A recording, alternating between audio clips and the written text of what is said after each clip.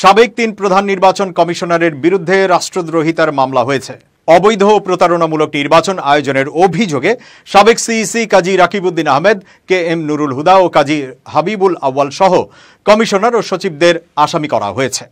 এছাড়া সাবেক প্রধানমন্ত্রী ও আওয়ামী লীগের সভাপতি শেখ হাসিনা ও দলটির সাধারণ সম্পাদক ওবায়দুল কাদের সহ 3 মেয়াদে থাকা সংসদ সদস্যদেরকেও আসামি করা হয়েছে।